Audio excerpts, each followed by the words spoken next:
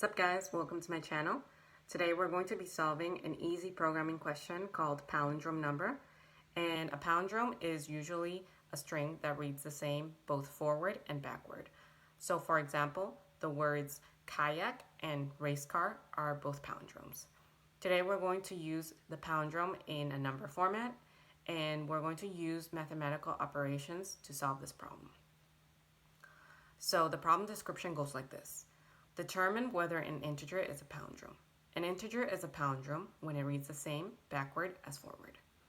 Here we have three examples, and we can see in the first example that the number 121 is clearly a palindrome because it reads the same from left to right and from right to left. They will both be 121. And in the second example, we have an input of negative 121, and that is not a palindrome because from left to right it would read negative 121, and from right to left it would read 121 minus. So that is not a palindrome, and in fact no negative number can be a palindrome. And in the third example we have an input of 10, and 10 is also not a palindrome because it reads 1 0 from left to right and 0 1 from right to left. And follow-up, could you solve this without converting the integer to a string? Yes, indeed we can. So now let's look at how we can solve this problem with just mathematical operations. Okay, now let's suppose that we want to check and see if the integer 123,321 is a palindrome number. And we know that it is a palindrome number because 123,321 is the same from left to right and from right to left. But how will we do it in the computer? Here's how we're going to do it in the computer. Here's our algorithm. We have to remember that dividing by 10 will remove the last digit from a number, and the remainder of 10 will give us the last digit. And then the remainder is just dividing it by that number and seeing what's remaining. So in this example, we'll start with the number 123,321.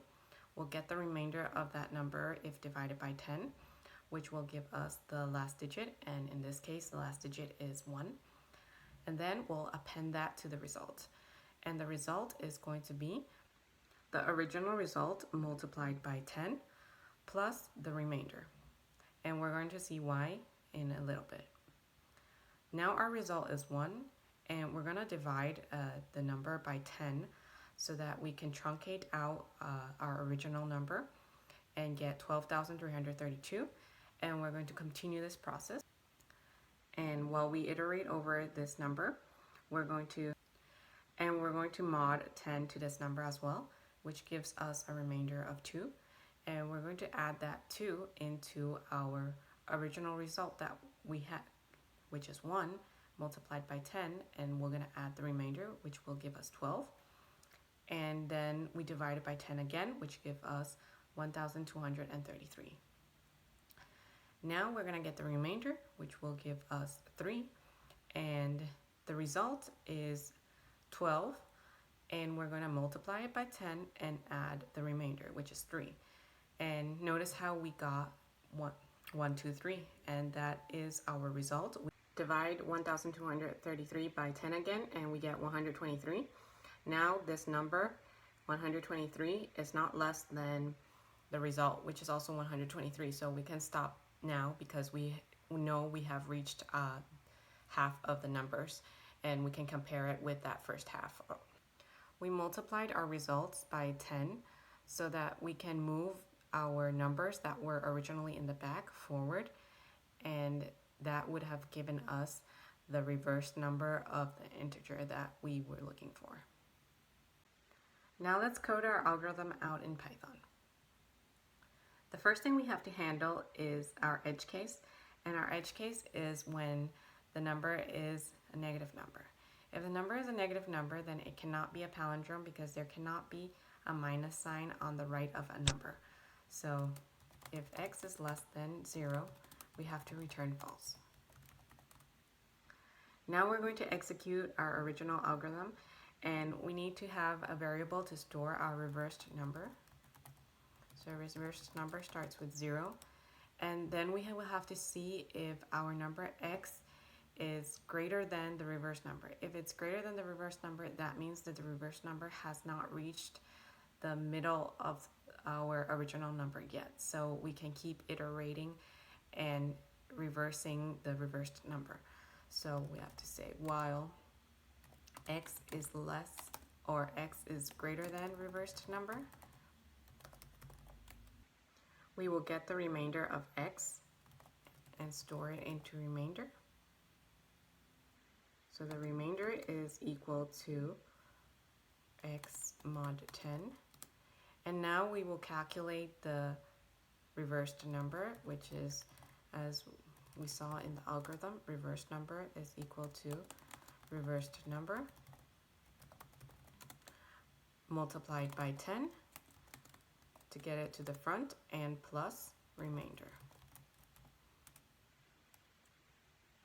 And now we're going to divide x by 10. So x divides equals to 10.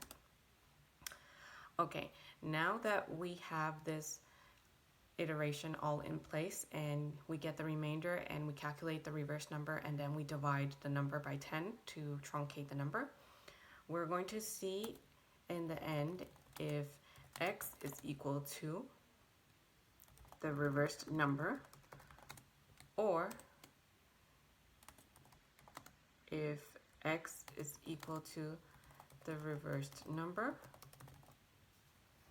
divided by 10.